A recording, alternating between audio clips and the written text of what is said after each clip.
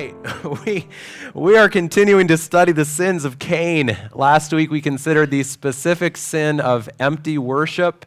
This morning I'm not going to deal with a specific sin, but with some general principles from Genesis 4. Next week we're going to return specifically to anger.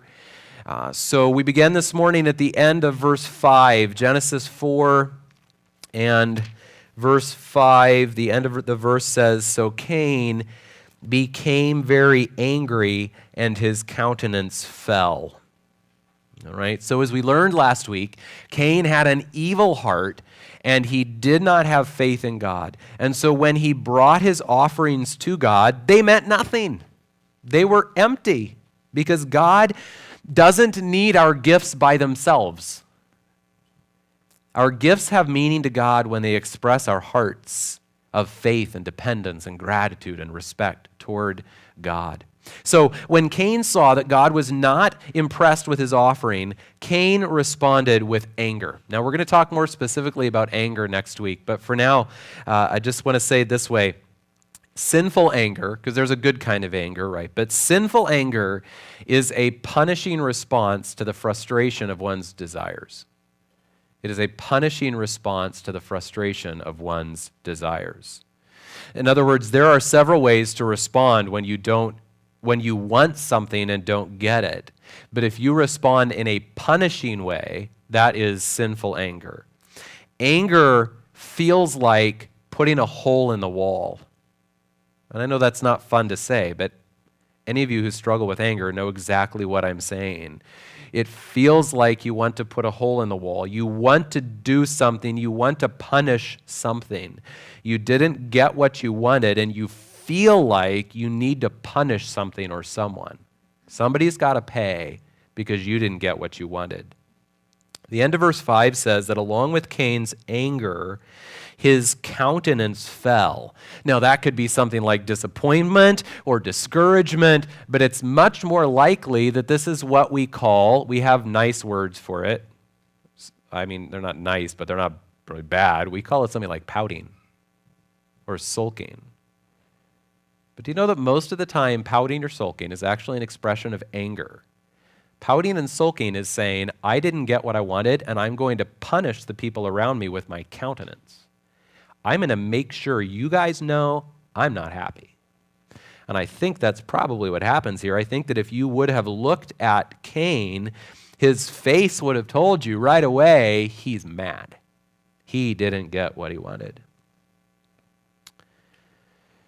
So Cain wanted to appear as a true worshiper of Yahweh. He wanted to have the same reputation as Abel, but it didn't work. God wasn't fooled. So then it's not hard to picture Cain sulking in his anger, punishing the people around him with his countenance because he was mad. And then God spoke directly to Cain. Verse 6, "Then Yahweh said to Cain, 'Why are you angry, and why has your countenance fallen?'" In other words, Cain, whose fault is this? Who do you have to punish, Cain? Is this Abel's fault? Is it your parents' fault? Is it God's fault? Why are you angry? Who are you angry at? And oftentimes when we feel angry, that might not even be clear to us. It's one of the hardest kinds of anger to deal with, is when you're not sure what it's about. You just feel that way. And it's a miserable thing. Why are you angry, Cain? Now, sadly, who was it who would end up getting the brunt of Cain's anger? Abel, right?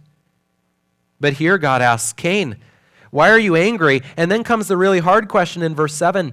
If you do well, will not your countenance be lifted up? Now, we got to pause for just a second. It's a little bit of a hard phrase, and actually commentators call this the hardest verse to translate in Genesis. The New American Standard is suggesting that it's Cain's countenance that will be lifted up. The form of the Hebrew says, if you do well, won't there be lifting up? And so there are some different possibilities for what is lifting up. It could be Cain's countenance that has been cast down.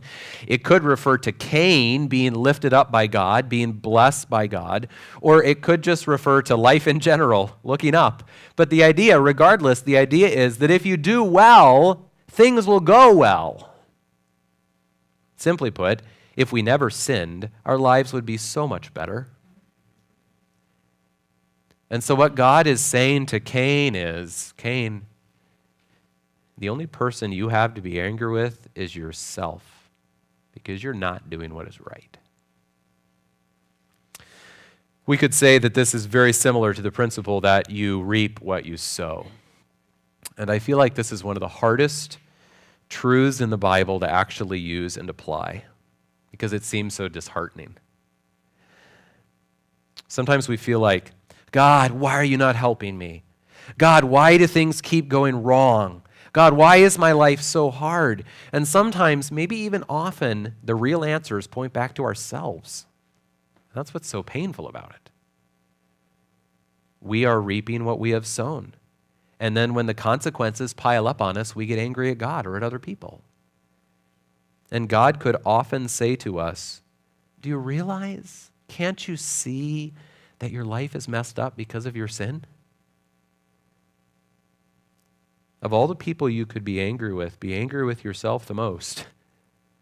And I'm not telling you should be angry with yourself. But I'm saying that when your heart begins to want to lash out at everybody else and blame them, recognize that probably the first place you should look is at you. Because the greatest troubler of your life is yourself.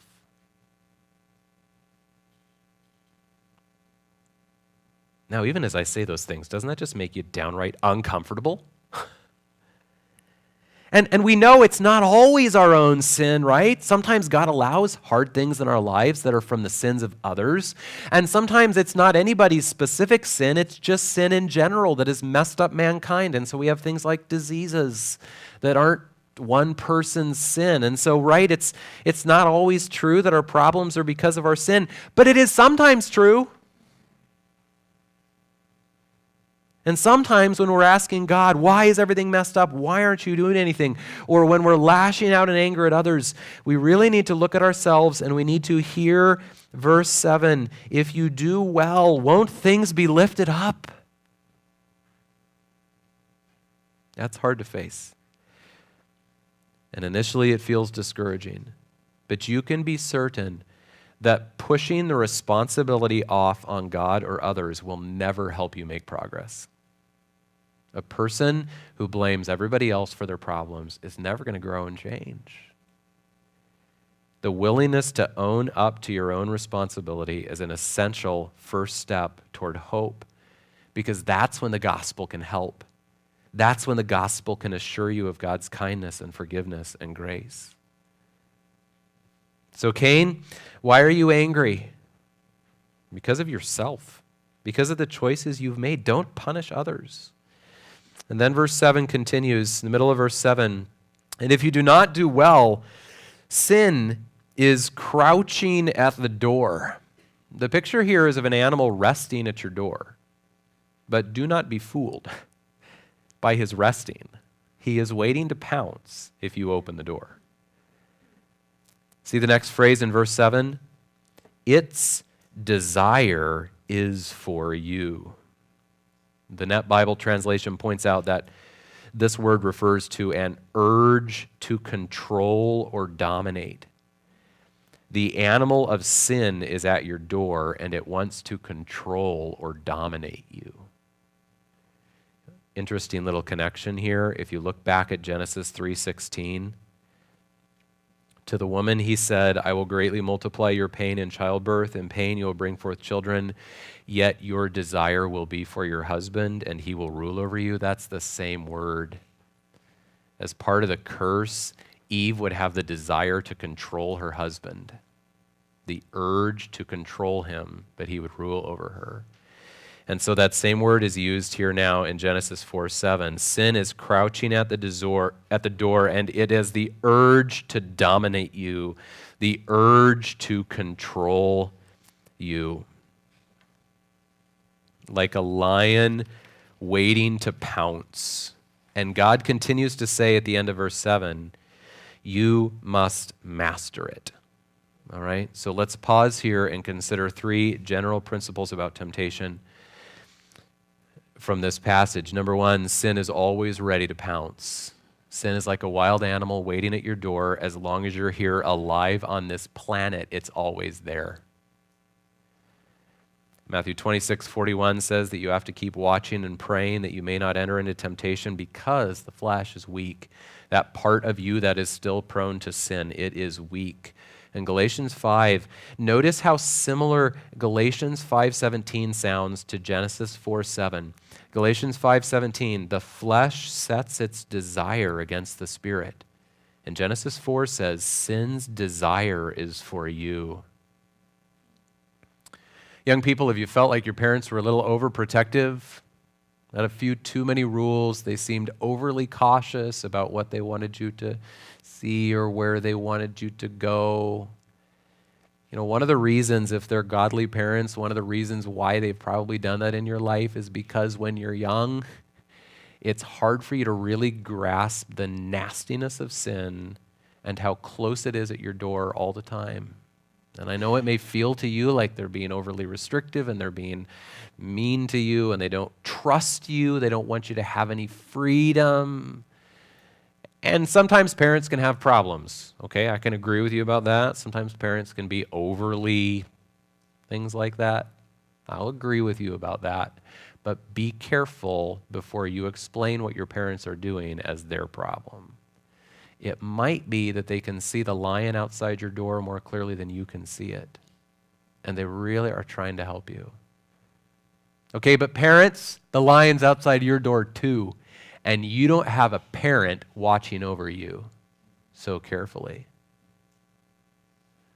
So watch out. 1 Peter 5:8, you have an adversary, the devil, who prowls around like a roaring lion seeking someone to devour. A lion pacing around your house just waiting for you to open a door. See, so you see in these three passages, your flesh is weak, your flesh is fighting the spirit wishes to control you, but the flesh wants to control you instead. And there's this adversary like a lion prowling around. So if you wonder why you're tempted so much, if you wonder why it's hard for you to read your Bible and hard for you to pray, if you wonder why it's hard to get to church and easy to get discouraged and hard to get along with other people and hard to love God, it's because as long as you're living here in this earthly body, sin will always be at your door.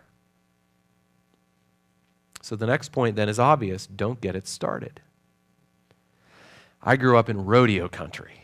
Now, I didn't grow up in a rodeo family. The extent of my rodeo experience consisted of chasing a greased pig at a little rodeo in Rigby, Idaho when I was a little kid. And I had, when I was fairly young, I had a frightening experience of getting bucked off a horse in a kind of, it wasn't that big of a deal, but it was pretty dramatic for a kid. We were trying to ride double and go on this trail ride, and I tried to get on second, kicked the horse in the process. So I was sent flying, and then the horse took off with the other kid on it, running wild. So it was all a little traumatic, and I've struggled a little bit with horses since then. So I don't come from rodeoing family, but I came from rodeoing country. And we just this summer when we were coming back from riding sabbatical, instead of taking the freeway down the middle of Utah, we took side roads down the middle of Utah. And those little towns, town after town after town, you see they've got their rodeo ground, and they've got an arena, an indoor covered building, like a big warehouse where they can do all their horsemanship stuff and rodeo stuff no matter what the weather is. Tiny little towns, but they got the rodeo grounds and they've got their arena. Now, the real adrenaline of rodeo is the bull riding, or the real insanity of rodeo, as some people would say. Now, you look at that bull when he's in that pen, and he looks pretty calm because he can't move. He's completely hemmed in there. But boy, they open that gate, and you have no idea what that bull's going to do. I do not know what those rodeo clowns are thinking when they signed up for that job.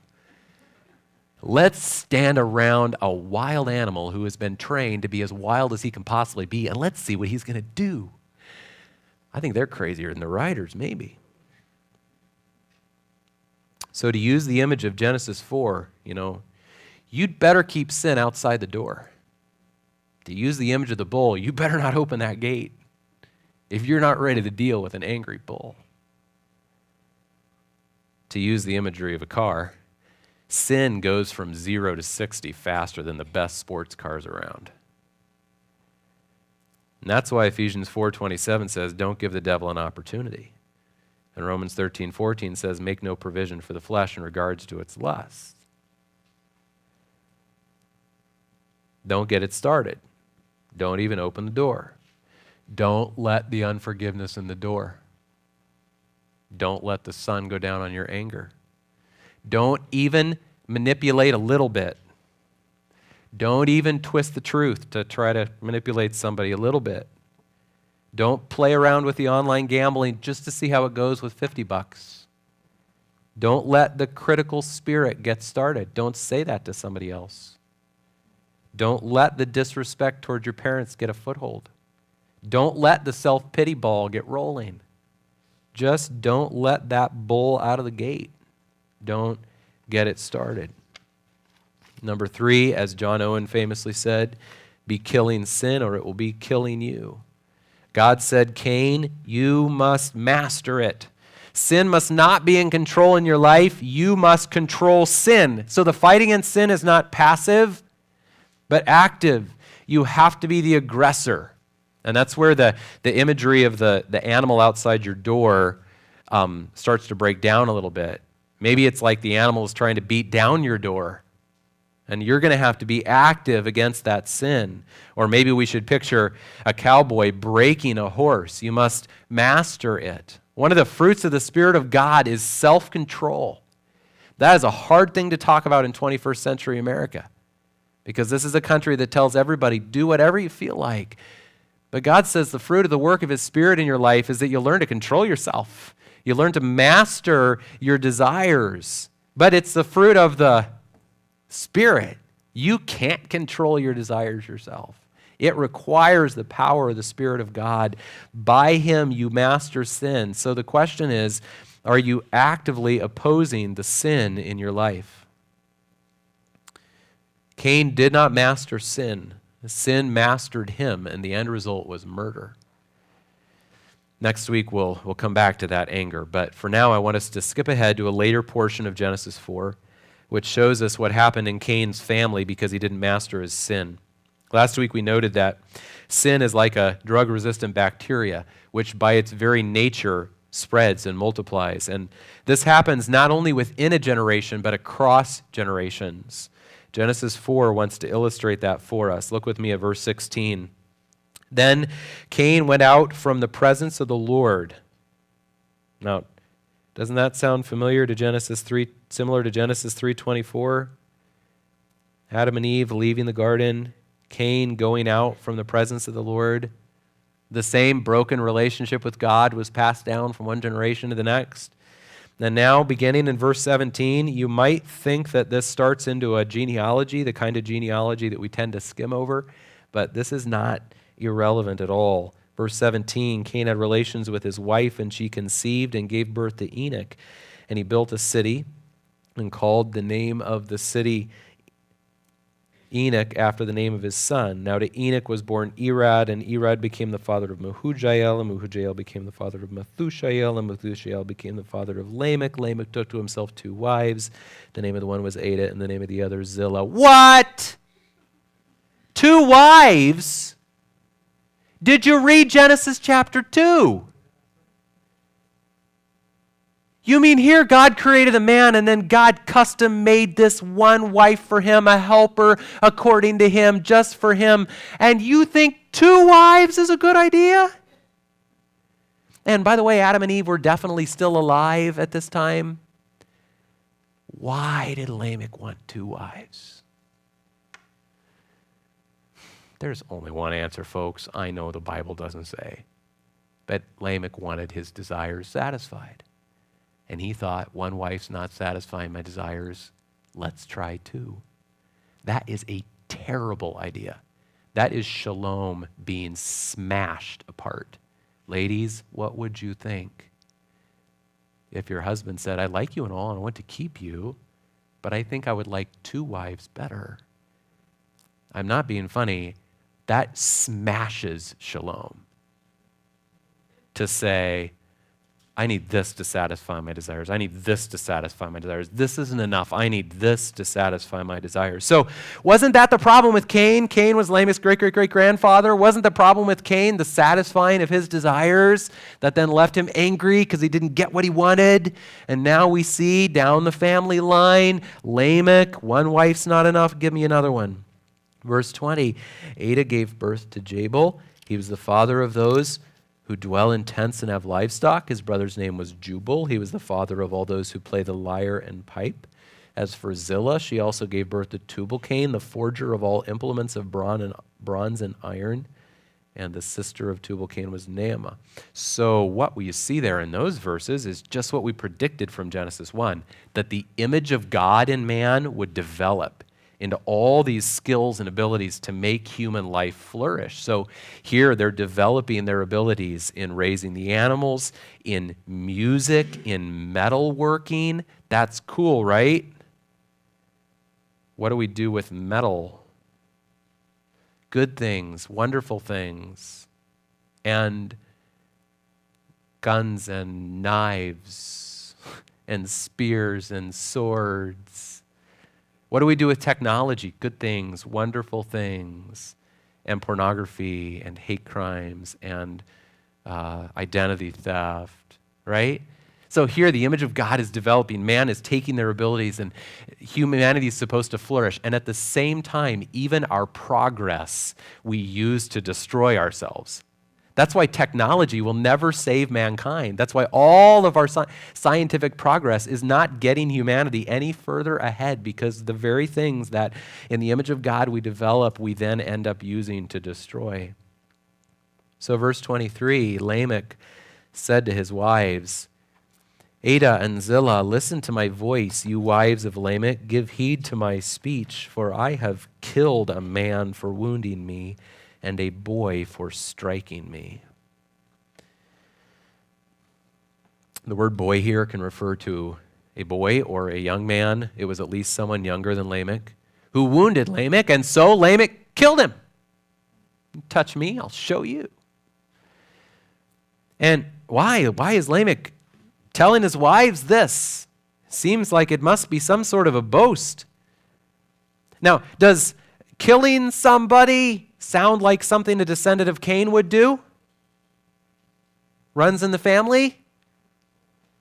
And what we're seeing here is that the disease of sin is contagious across generations. Genesis 4 is showing you that the disease of sin is contagious across generations. Science continues to observe that specific problems are passed down from one generation to the next. Susceptibility to diseases, mental illness, substance abuse, physical violence. The hard data demonstrates what the Bible already explained, that the sins of the fathers and the mothers become the sins of the children more often than not.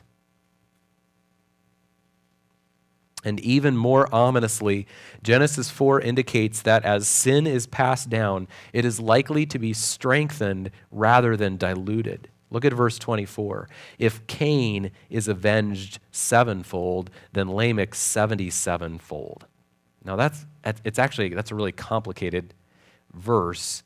Back in verse 15, God said, whoever kills Cain, vengeance will be taken on him sevenfold. So the idea is that Cain's sin was so bad that God, to protect him, God had to promise sevenfold vengeance on anybody who touched him.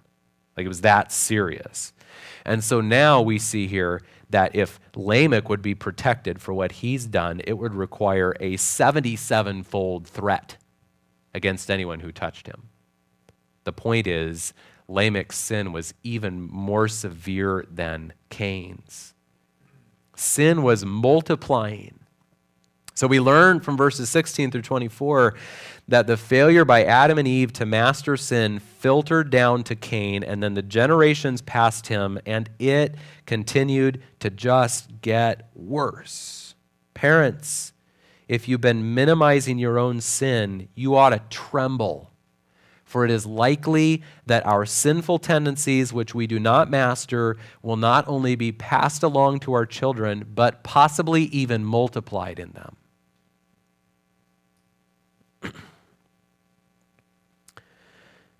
Where can we find hope? In the very next verses. Verse 25. Adam had relations with his wife again, and she gave birth to a son and named him Seth, for she said, God has appointed me another offspring in place of Abel, for Cain killed him. To Seth, to him also a son was born, and he called his name Enosh. Then men began to call upon the name of the Lord Yahweh. So, number one, grace interrupts the spread of sin. God gave to Adam and Eve another son, Seth, and it was Seth's sons, Enosh, who began to call upon the name of Yahweh. The name of Yahweh summarizes his character. Yahweh means I am. God is the eternally existent one, and he is everything we need him to be. Sin spreads like a vicious disease, but hope is found in God's name, God's character, God's power, God's grace. And maybe with Enosh, it's hard to know for sure what this means, but maybe with Enosh, we have the first time since Abel that there was a definite commitment to Yahweh and his worship. So, reading the first 24 verses of Genesis 4 is about as exciting as watching cancer spread. But then there is this beautiful ray of light at the end of the chapter. God's grace broke through with Enosh.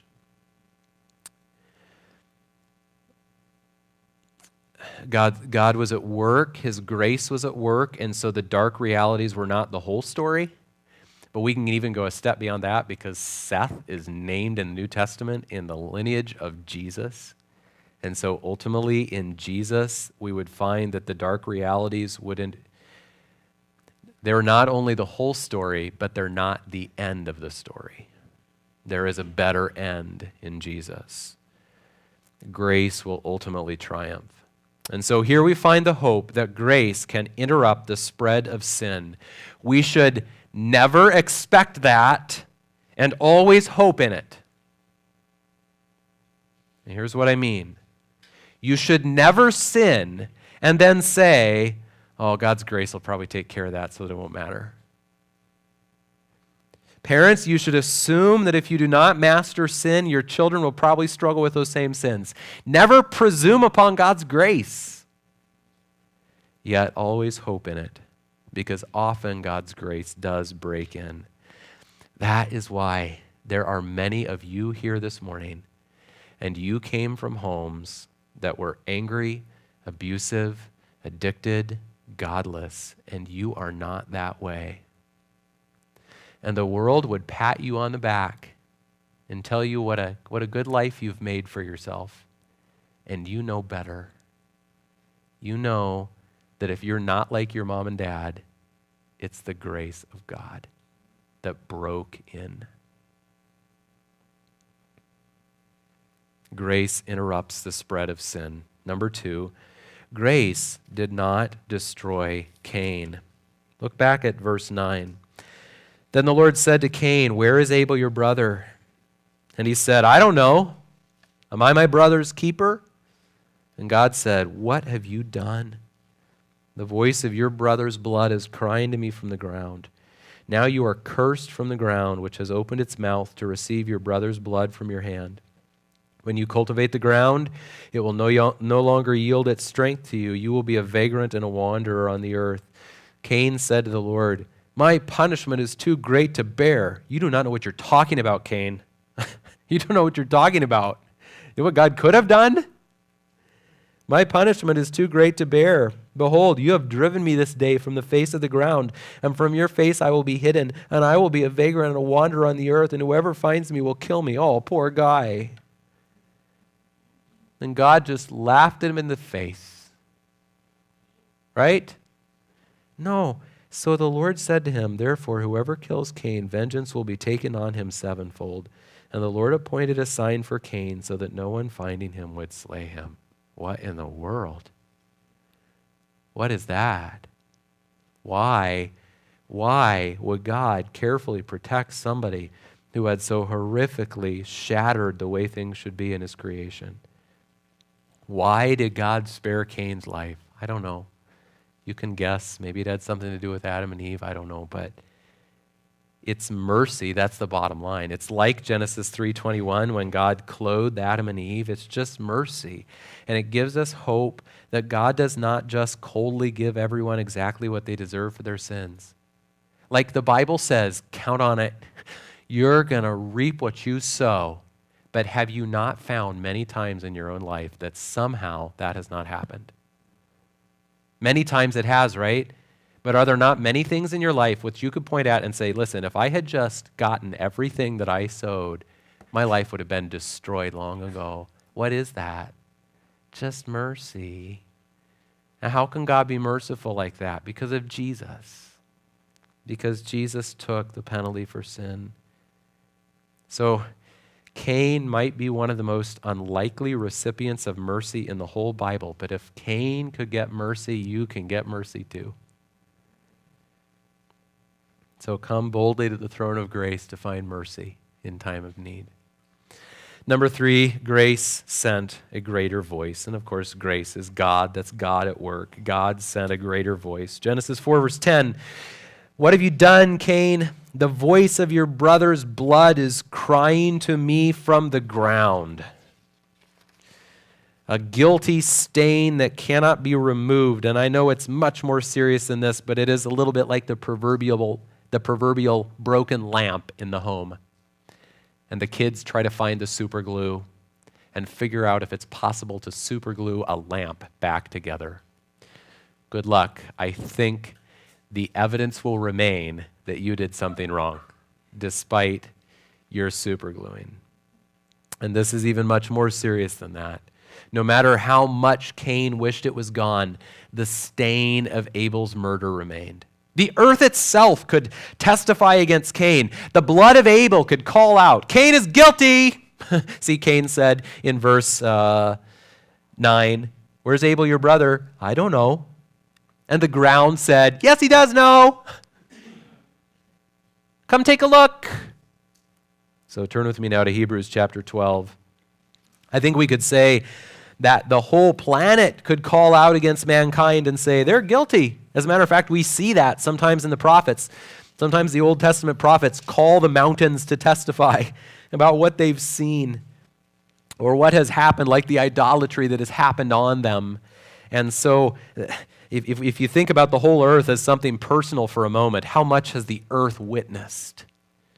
How much wrong, how much bloodshed, how much evil? If the earth could testify in God's courtroom, what would it have to say? Abel's blood cried out against Cain. But then we read in Hebrews 12:24 that we have come now to Jesus. We've come to Jesus, the mediator of a new covenant, and to the sprinkled blood which speaks better than the blood of Abel.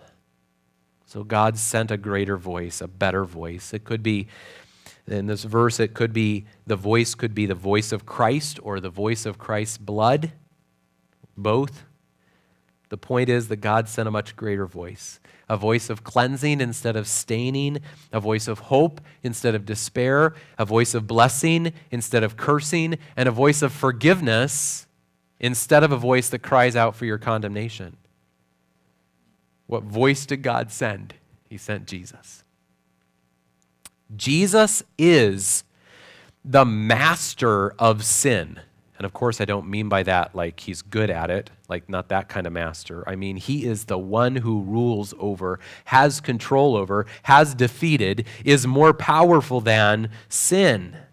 So Genesis 4:7, Cain, sin is crouched at your door, but you have to master it.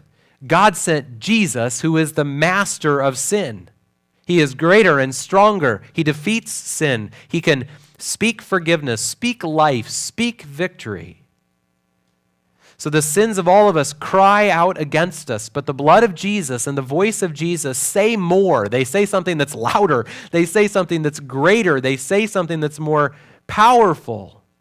So grace sent a greater voice. The stain of your sin is not the end of the story. The voice that cries out for your condemnation is not the only voice to speak, because there is Jesus.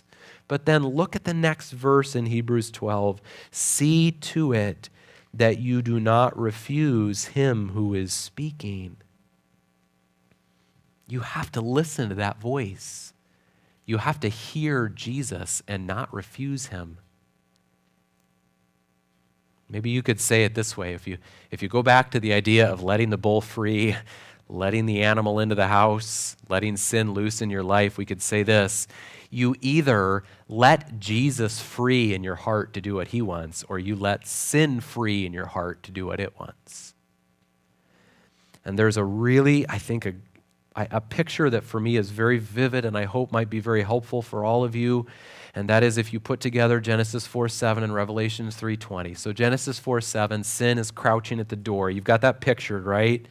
You got a nasty lion, angry and hungry, right outside the door, waiting for you to give him any opportunity to get into your house and destroy you. And Revelation 3:20, Jesus says, "Behold, I stand at the door and knock." So I just picture my life with two doors, and sin's at one door, and Jesus is at the other door. And sin is crouching and waiting to pounce, and Jesus is knocking and saying, I'm going to come in and fellowship with you. I'm going to come bring the voice of power and forgiveness and change into your life. So don't refuse him who's speaking. Don't refuse him who's knocking. Sin is crouching at the door, but Jesus is knocking at the door, and his voice is greater, and his blood brings power and hope and change. But you have to listen to his voice. You have to. You have to let Jesus in. And sometimes what we do is we keep letting sin in the door, and we keep ignoring Jesus and leaving him outside. We're too busy and don't have any time for Jesus, but somehow we have time for sin. You know what that is? It's opening the door to the lion and saying, hey, come on in, take over my life. And it's saying to Jesus, maybe later. And sometimes we even do one because of the other. We say to Jesus, maybe later, because we want the lion in the house.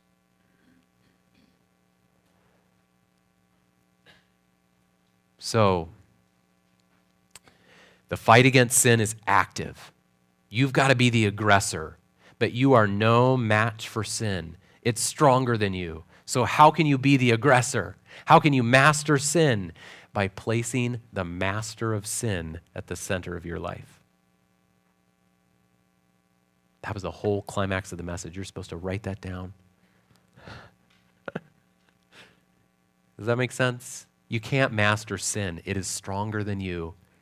The only way you can master sin is by placing the master of sin at the center of your life. Humble repentance opens the door to let Jesus in. It lets him loose in your life to do what only he can do. And then it's his word that's the key to staying very close to him abiding in you. So have you been letting sin have its way? If you have been, this morning, Jesus is knocking at the door of your life. You wouldn't be here if that wasn't true. Jesus is knocking at the door of your life, and you open the door through your humble repentance and let him in, and then take his word and stay very close to him, and he will abide in you. The master of sin will be at the center of your life, and he will master sin in your life. That's the way you fight back against the sin that crouches at the door.